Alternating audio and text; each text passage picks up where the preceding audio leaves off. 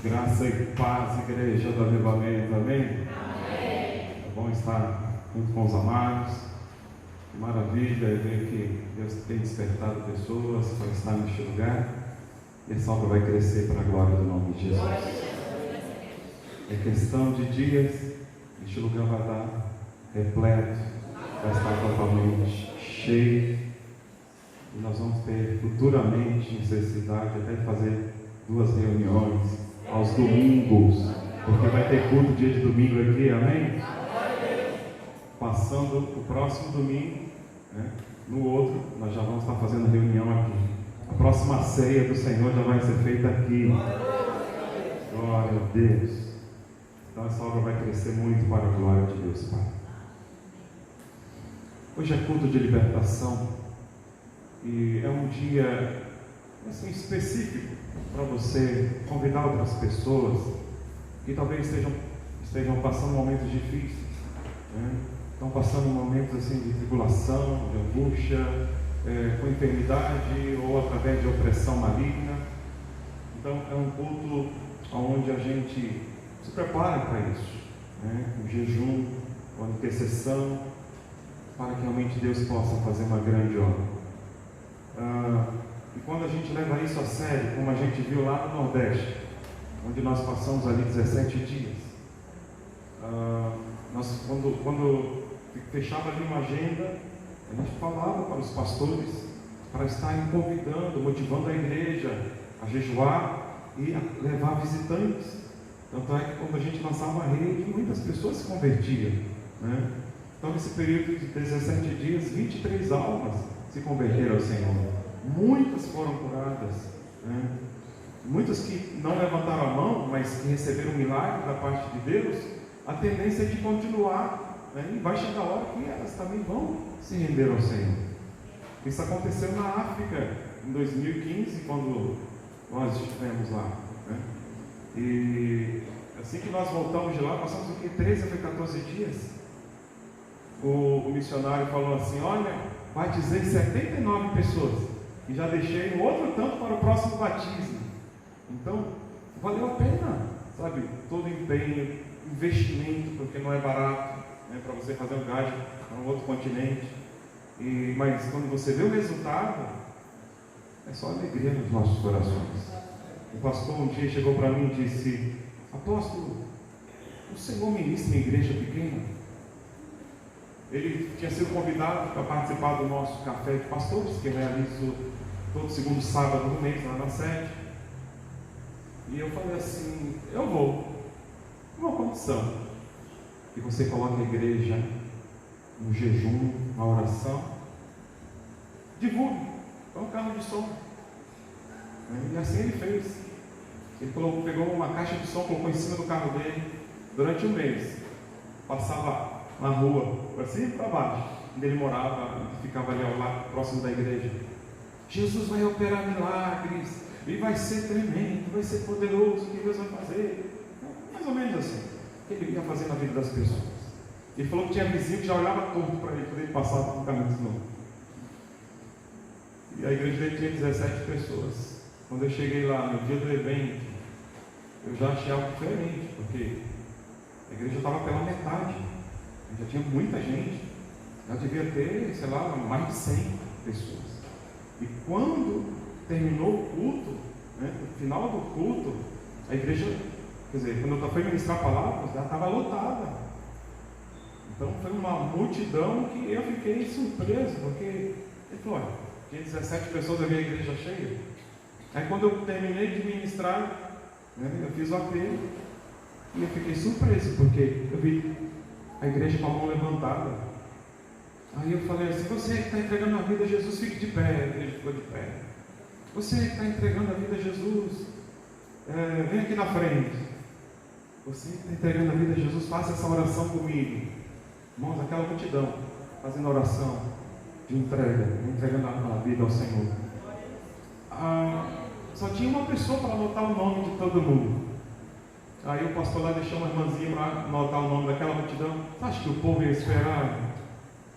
Imagine uma multidão, e aquela filona. Aí Depois de muito tempo, a irmãzinha chega com o papel e diz assim: olha, eu consegui ainda pegar esses nomes, porque muita gente foi embora, não quis esperar.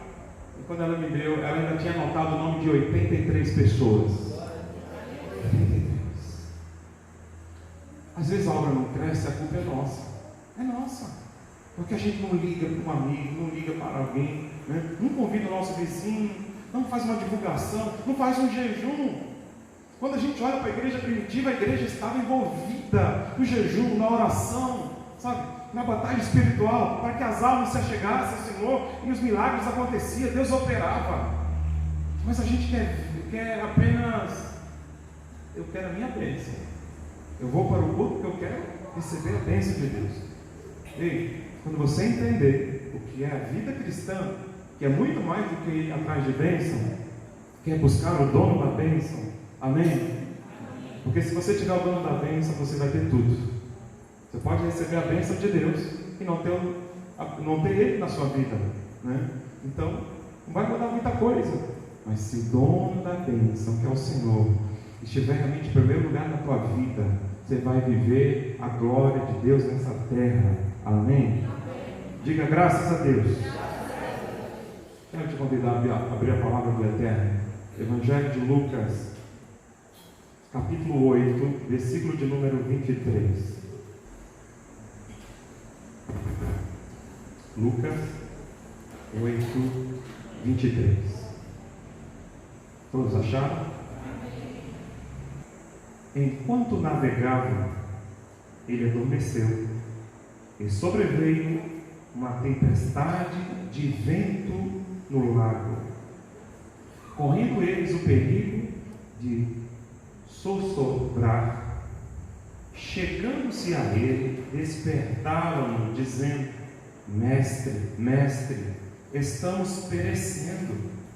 Despertando-se Jesus, repreendeu o vento. Diga, repreendeu o vento. E a fúria da água.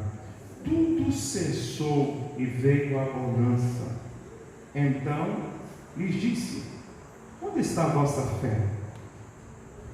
Eles, possuídos de temor e admiração, diziam uns aos outros: quem é este que até aos ventos e às ondas repreende e lhe obedece? Pai, esta é a tua palavra, que ela seja aplicada a cada coração, pois ela tem o poder sobrenatural de gerar fé, de acrescentar a fé, pois a fé vem pelo ouvir e ouvir a tua palavra.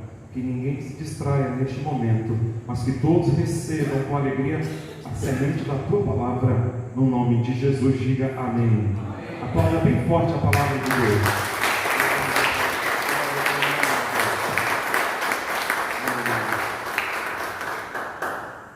Qual o vento que está soprando na sua vida? Qual o vento que está soprando na sua vida? Eu quero destacar aqui 3 tipos de vento que pode estar soprando nas nossas vidas. Eu quero falar sobre o vento de Satanás. Eu quero falar também sobre o vento da desobediência e o vento da bênção de Deus. O primeiro vento é o vento de Satanás. Satanás, ele tem o poder de interferir na natureza. Isso todos nós sabemos. Ele pode provocar uma situação de caos, né? Assim como aconteceu na família de Jó, né? Onde o inimigo veio em forma de um vento e derrubou a casa e os filhos de Jó morreram. Então, Satanás, ele pode usar a natureza, né? Mas eu quero usar aqui apenas como uma figura de linguagem das situações que a gente enfrenta, que pode ser um vento soprado pelo inimigo, porque o inimigo tem a ideia, o propósito de nos paralisar. Ele sabe o potencial que nós temos em Deus. Ele sabe que nós podemos realizar muitas coisas para Deus. Então ele vai e sopra para que você fique atemorizado, para que você fique paralisado, amedrontado, e então saia do projeto, do propósito de Deus. Os discípulos estavam debaixo de uma ordem do Senhor, de irem para o outro lado. Jesus estava cansado, pois aonde ele passava, era pregando, era ensinando, era expulsando demônios, era curando os enfermos, era ministrando na vida das pessoas. E aproveitando aquele momento de travessia, ele então repousa, está descansando, pois ele era Deus, mas também era humano. E a Bíblia vai nos dizer que um vento muito forte começou a soprar ali naquele grande lago que é o Mar da Galileia, a ponto daqueles homens experientes, aqueles homens que trabalhavam, que conheciam o mar, que trabalharam ali muito tempo pescando e levando o fruto do seu trabalho para manter as suas famílias, homens acostumados ao mar, mas aquele vendaval, aquela tempestade era algo que fugia do controle deles. Então, desesperados, imagine, homens que estavam acostumados ao mar, eles estão apavorados, e eles estão lá: acorda Senhor, estamos a ponto de perecer. Quer dizer, o navio ali, o barco iria afundar. E ali, desesperados, acordaram o Senhor, e a atitude de Jesus foi repreender o vento. Repreender o vento. Essa palavra repreender, ela é empregada para seres espirituais, para uma ação maligna. Quando Jesus ia expulsar um demônio, ele então repreendia aquele espírito, e ele nos ensina isso na sua palavra, que nós temos autoridade nele para repreendermos o inimigo. Mas aquele vento deixou muito claro que não era algo de Deus, não era algo simplesmente da natureza, não, era algo espiritual. E eu vou mostrar para você porque que era o diabo que estava soprando. Pois o barco que Jesus estava indo na direção de Gadara. Diga Gadara. E quem é que estava do outro lado? Diga o gadareno. Um homem que tinha uma legião de demônios, um homem que aterrorizava todo mundo tinha medo dele, era o terror. E Jesus estava indo com os seus discípulos para lá, e o diabo sabia o que iria acontecer, então foi tentar impedir que o Senhor chegasse lá. Quando Deus tem algo na nossa vida, queridos, quando algo vai acontecer, e Deus vai usar a tua vida, o inimigo começa a soprar, enviando problemas, enviando, situações para te paralisar, quem sabe gerando medo, quem sabe gerando preocupação, ansiedade no teu coração, o vento está aí agitando a sua vida, e você está dizendo: mas meu Deus, por que está acontecendo isso comigo? Ei, entenda, tem situações que a gente precisa repreender. Jesus nos ensina aqui que precisamos repreender. Repreenda. Se esse for o vento de Satanás, repreenda que vai parar, e você vai chegar do outro lado, e você vai ver a libertação na vida das pessoas, você vai ver a transformação na sua família, assim como aconteceu na vida do gadareno. Ele foi liberto, ele foi transformado, se tornou um missionário, foi bênção para a família dele, foi bênção para 10 cidades, uma região chamada Decápolis,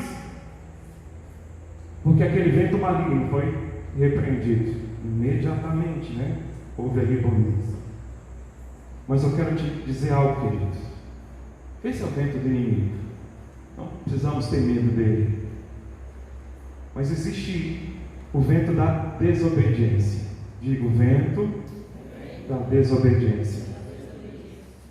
Abra aí comigo, Jonas capítulo 1, versículo 1.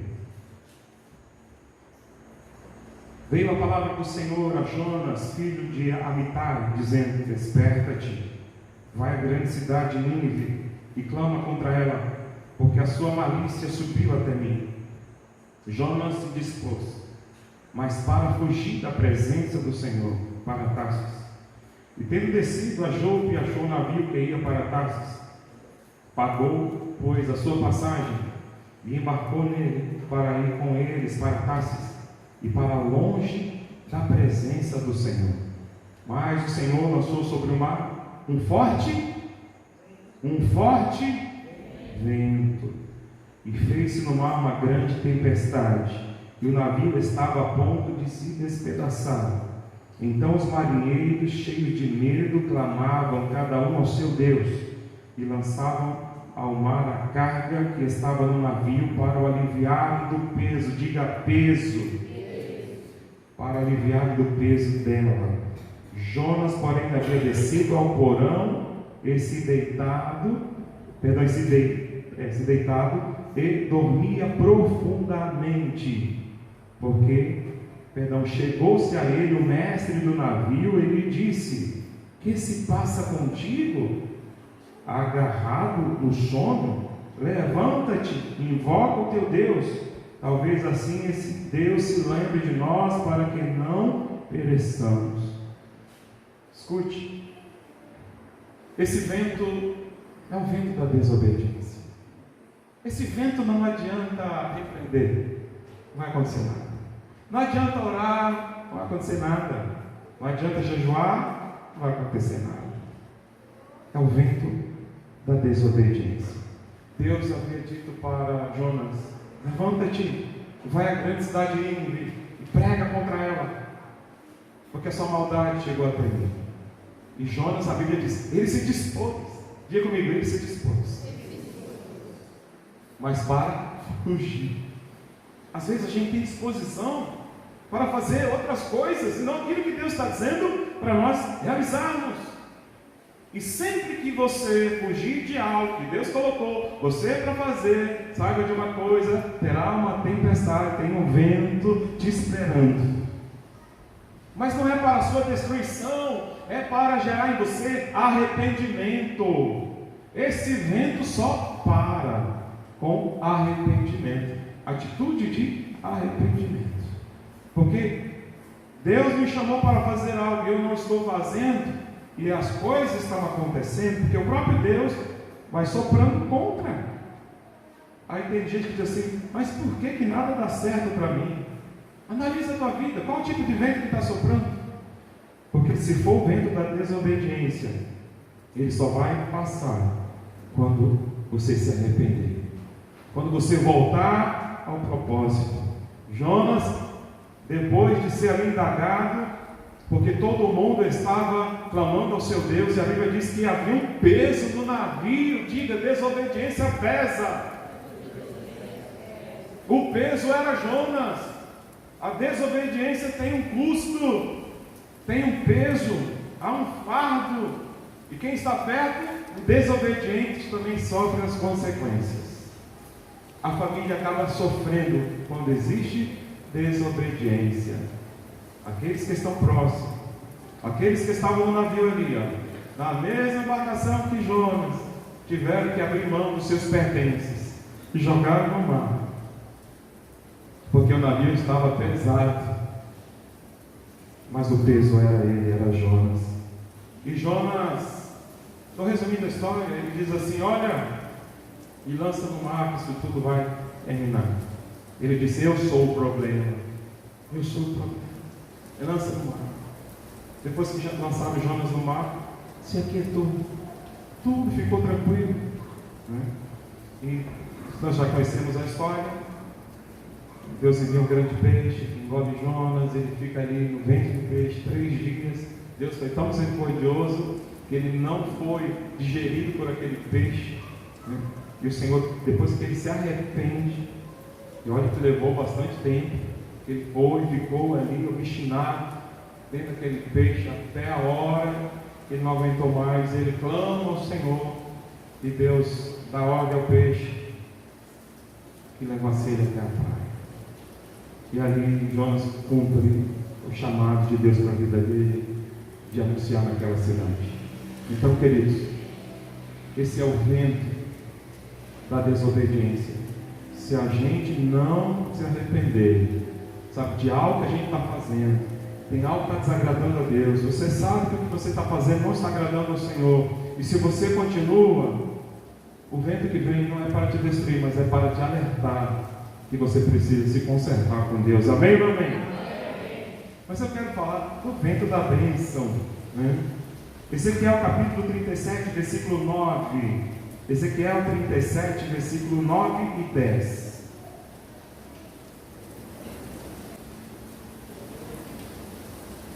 Então ele me disse: profetiza ao Espírito, profetiza ao Filho do Homem. E disse-lhe: assim diz o Senhor, vem dos 4 ventos, ó Espírito, e assopra sobre estes mortos para que vivam. Profetizei como ele me ordenara, e o Espírito entrou neles, e viveram, e se puseram em pé um exército sobremodo numeroso. Este é o vento da bênção, é o vento da mudança. Aquele exército estava morto, os corpos já estavam formados, porque na visão o profeta estava no vale de ossos sequíssimos, e ali ele foi obedecendo o que Deus havia falado para ele, para que ele profetizasse aquilo que Deus estava mandando ele falar. Ele ia profetizando, e então os ossos se uniram. Depois veio carne, nervos, pele. Agora os corpos estavam formados, mas não tinha vida. Aí ele disse: profetiza, sopra, para ele profetizar. E assim ele profetizou, e o vento soprou todos os lados sobre aquele vale, e aquele vento entrou neles, aquele espírito entrou neles, o espírito de vida, e eles ficaram de pé. Deus, o vento do Senhor é para gerar mudança, e essa mudança começa na nossa geografia. Aquilo que você olha para um lado, só vê coisa feia, você olha para o outro também, mas de repente tudo muda quando o vento de Deus começa a soprar. Foi isso que aconteceu na igreja primitiva. Na igreja primitiva, quando o vento soprou, aqueles homens outrora medrosos, covardes, em Atos capítulo 2, a partir do verso 1, abra comigo aí, Atos 2, versículo 1, diz assim: ao cumprir-se o dia de Pentecostes, estavam todos reunidos no mesmo lugar. De repente veio do céu um som, como de um vento impetuoso, diga, vento impetuoso, e encheu toda a casa onde estavam sentados. E apareceram distribuídas entre eles línguas como de fogo, e pousou sobre cada um deles, e todos ficaram cheios do Espírito Santo, e passaram a falar em outras línguas, segundo o Espírito lhes concedia que falassem. Então esse é o vento da vida, é o vento do Espírito, e quando impulsiona o crente, ele passa a viver aquilo que ele nunca tinha vivido antes. Ele é impulsionado, ele é direcionado por esse Espírito. Então deixa esse vento soprar sobre você, deixa o Espírito Santo te conduzir, pois estes homens medrosos, covardes, no momento que eles foram cheios, eles se tornaram pessoas diferentes, pessoas agora cheias de coragem, cheias de poder de Deus, para expulsar demônios, curar os enfermos, ser bênção nesta terra. Então eu faço essa pergunta para você: qual o vento que está soprando? Qual o vento que você quer que sopre sobre você? Então olhe para a palavra do Senhor. É o vento do inimigo? Repreenda. É o vento da desobediência? Peça perdão, se humilhe, se arrependa. É o vento do Espírito? Deixa soprar, deixa o vento soprar. Quanto mais você orar, quanto mais você ler a Bíblia, quanto mais você participar dos cultos, este vento vai estar soprando, soprando, soprando. Hoje aqui, nesta noite, o vento vai continuar soprando. Deus vai colocar a sua vida em ordem, e você vai viver o sobrenatural de Deus. Diga amém. Quem quer viver este sopro de Deus sobre a tua vida, fique sobre os seus pés, sai do seu lugar, vem aqui à frente, no nome de Jesus. Se for o vento do maligno, toda a obra do inimigo vai cair por terra. Se for da desobediência, vem com o coração levantado, se arrependa, se humilhe. Se você quer o vento de Deus soprando, você conhece a rota, você conhece a palavra, busque o Senhor. Buscar-me-eis e me achareis, quando me buscardes de todo o vosso coração. Amém. Glória a Deus. Chega mais para frente, tem bastante gente, está chegando cada vez mais, Então, vamos ocupar os lados aqui também. Isso. Glória a Deus. Feche teus olhos. Feche teus olhos.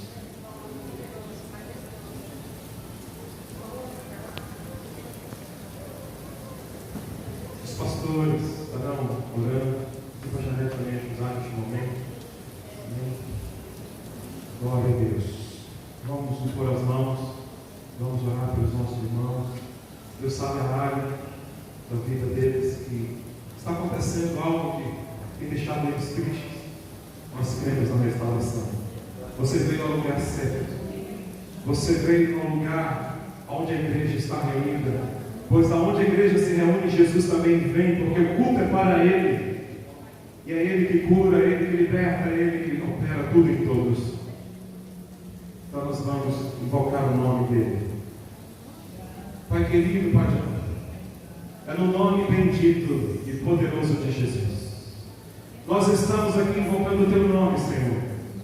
E se alguém entrou aqui, Senhor amado, com a sua vida angustiada, depressiva, com ansiedade, vivendo, meu Deus, momentos terríveis, Pai, na autoridade do Teu nome, se o inimigo tem soprado contra esta vida, se o inimigo tem se levantado contra este homem, contra esta mulher, na autoridade do nome de Jesus Cristo Nazareno, nós repreendemos agora o vento contrário, a ação do inferno, a ação das trevas, e declaramos que essas vidas vão viver o propósito de Deus, o propósito do eterno nesta terra.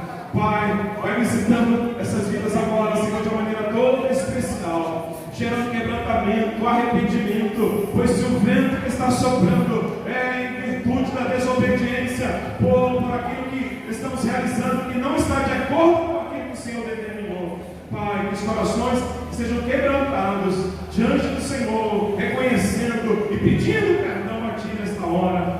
Mas eu também oro, Senhor, para que venha o vento do Espírito, o vento daqueles que são famintos, na vida daqueles que têm fome e sede da presença do Eterno, que essas pessoas sintam o toque, ou sintam o Senhor soprando, soprando, assim como foi em Pentecostes, sopra neste lugar, porque tem vidas aqui que querem viver o novo e o sobrenatural do Senhor. Tem crente aqui dizendo: Senhor, eu quero, sopra sobre mim, sopra sobre mim, enche essas vidas do Espírito Santo, de autoridade, de poder de Deus, no nome de Jesus Cristo Nazareno. Vai operando o sobrenatural, Espírito de Deus, Espírito de Deus, vai soprando neste lugar, vai renovando as forças, vai renovando a tua igreja, Senhor, vai renovando os teus filhos, papai. Oh, papai, que essa igreja seja inundada pelo sobrenatural, que essa igreja receba uma poderosa visitação, em nome de Jesus, em nome de Jesus. Levanta as suas mãos aos céus, faça uma oração de agradecimento, comece a agradecer ao Senhor. Santo, santo, santo, santo, santo, santo, santo, santo, santo é o Senhor. Este lugar está cheio da tua glória. Oh, aleluia, bendito seja Deus, bendito seja o Senhor. Diga assim: Senhor Jesus, eu tomo posse do meu milagre, eu tomo posse do vento do Espírito, do sopro que traz mudança. Eu serei o instrumento de Deus nesta terra. Eu viverei os milagres do Senhor na minha vida, na minha família, em nome de Jesus. Diga amém. Diga graças a Deus. Aleluia. Aplauda bem forte o Senhor.